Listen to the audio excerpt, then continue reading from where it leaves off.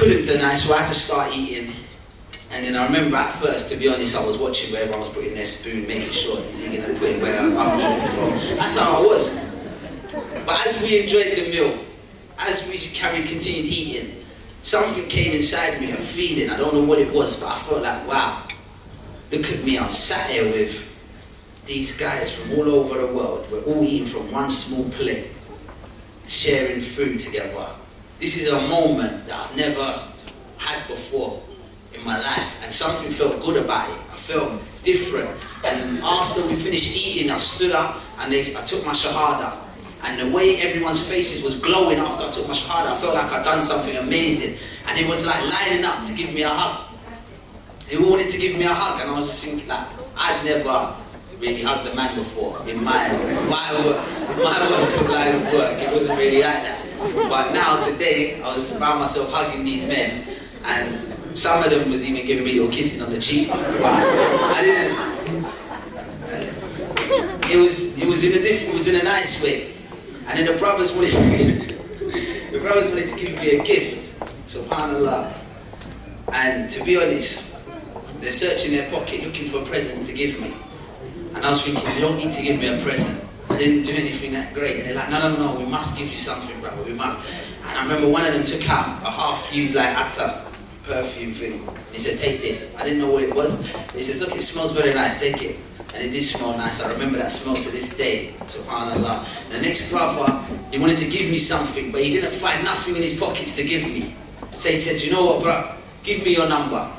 I'll phone you tomorrow, we'll meet up and I'll give you a present. I said, honestly, you don't have to give me anything. You don't owe me anything. He said, no, I must give me a number.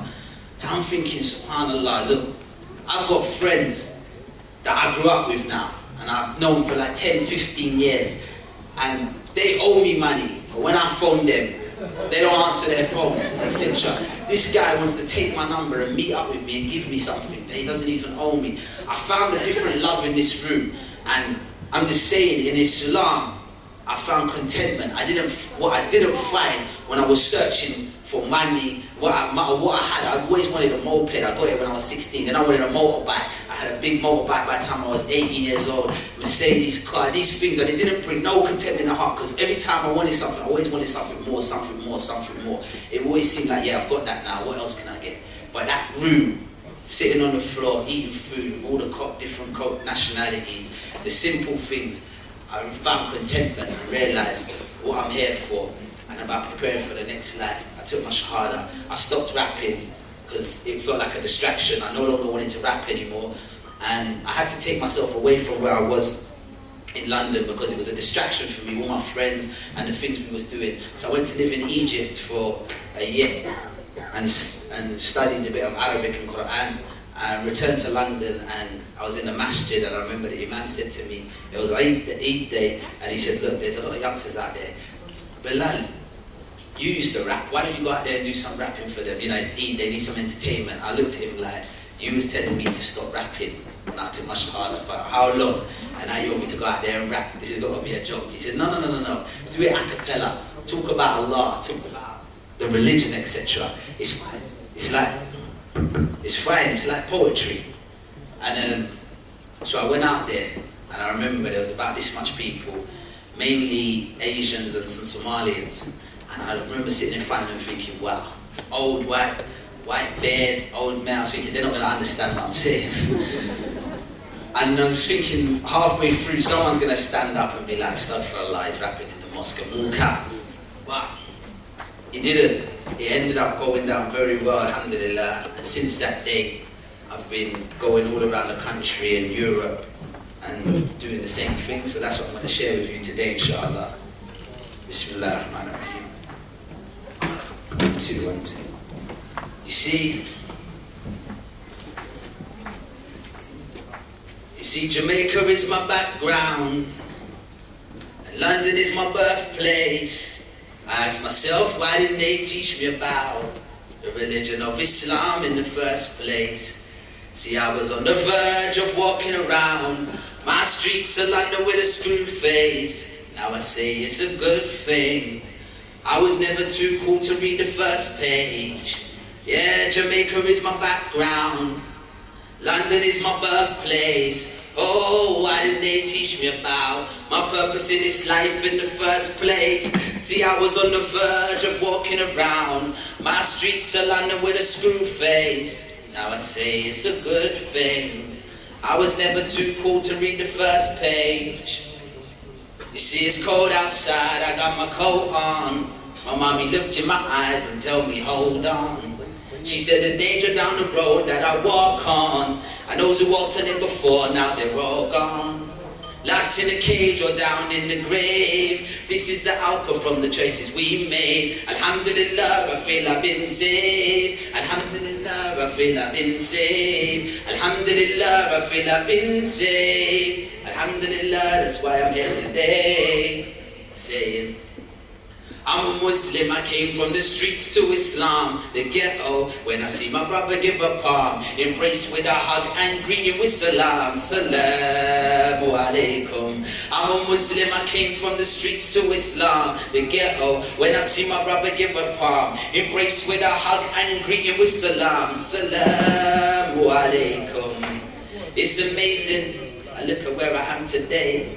This ain't what I was raised among, so I call this the chosen way. I used to go into my church every Sunday. Mom was cooking rice and peas, listening to reggae. I was a typical black boy from a typical black household, walking with my jeans low, face like I own a road. Before there was no hope, I used to make a lot of dough. Ask me about Islam or Allah, I said, a few months, a lot of reading. New season, it brings a new way of thinking. I reason with a Muslim is speaking, I listen. Smile because of the beauty I found in his religion. This is what was missing, the final piece of the puzzle. It's all starting to make sense now. Before it was all muddled, I was stuck in the jungle, blind like a bat. Now I see quite clear, it's Allah, thank for that. He brought me the facts, now the boy from the flats is the boy who laid his head down on the mat. It's as simple as that. And now that I found Islam, inshallah, I'ma never turn back. See, I was on the outside looking in, ghetto child lingering, thinking, should I take it now? The thoughts were just wavering. Will it make my daddy proud? What am I going to say to him? Can I go back to my house? Mommy, I'm a Muslim. How's she going to take it down? How are they going to take it in? Will I end up kicked out? Will I get a kick in? I don't know what to do. I got to plan my next move. I want to take Shahada soon, but really got to think it through. Now what's right for me, I got to do. Live for me and not for you. I don't believe that is true. The things I read up in the news, it's my choice. I'ma choose. I ain't got nothing to lose. This is religion and truth. Read the books, found the proof. I remember Ismail came to me, sit me down and say to me, what's your purpose in life? Because it just looks like a game to me. And I would think occasionally, Ismail was right, I need to fix up my life. Tonight could be my last night.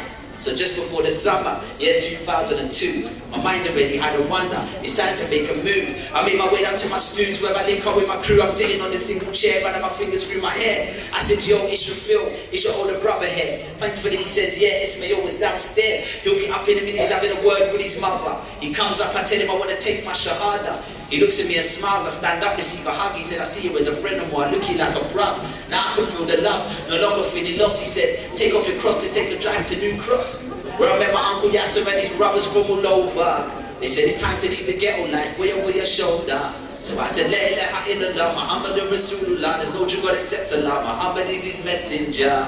I ain't going church no more, I'm going Juma. Friday, straight to mosque, Muntaz and the Kuba. I wanted to get the front row, I had to get it early. He read the prayer in Arabic, I understood it barely. Really got to learn it quick, I got myself a teacher. Then I went to Egypt so I could learn the language better. Feeling all emotional, I wrote my mom a letter. In Egypt feeling lonely, wanted to find myself a lover. I tried to get married, but I suffered a bit of racism. He said she could have been me because my parents were Jamaican. I said, hey, but I still pray and I fast in Ramadan. He said, no daughter of mine is marrying a black man. I said, okay, cool. I'm going to make dua for you. You know what, brother? Let's make dua for me too. Because when I read about the deen of Islam in the books, it was perfect. And then I took a look at a Muslim of today, and I realized there's only a few that actually practice the religion the way it says, but we call ourselves Muslims. We're claiming that it's in our heart. Really, we don't do enough to prove that we love Allah. In our house, lounging around as if we got time, thinking about this life, different really on our mind. Story Ibrahim. He was prepared to sacrifice his son.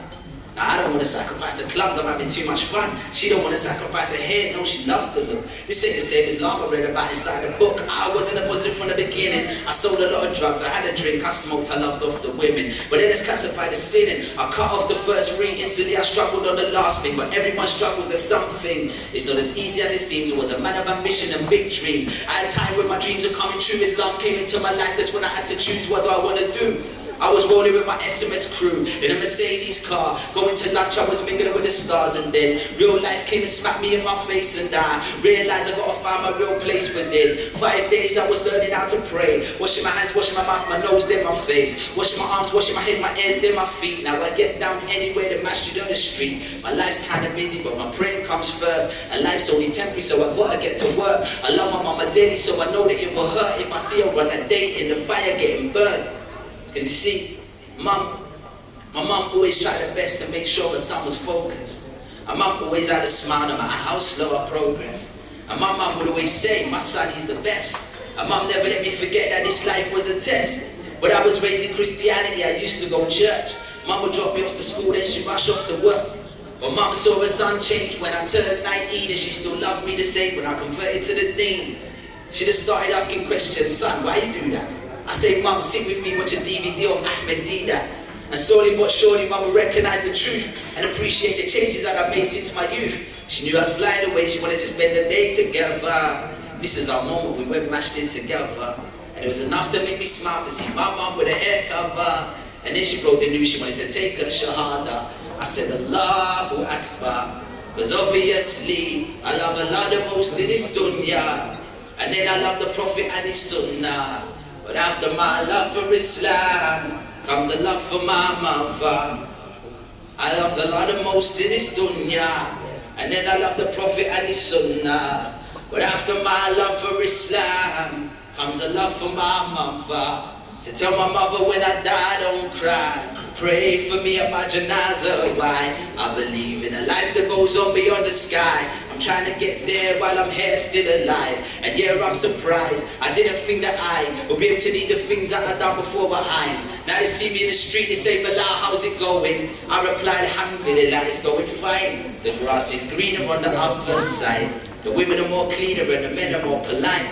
I love my new family, I love my new life. See, now I can smile even if I die tonight. But if I die tonight, tell my mother, don't cry. Pray for me at my janazah. Why? I believe in a life that goes up beyond the sky. I'm trying to get there while I'm here still alive. That's why you might see me standing there. Focus while I'm standing there. Might hear a tap bit, eyes filled up with tears.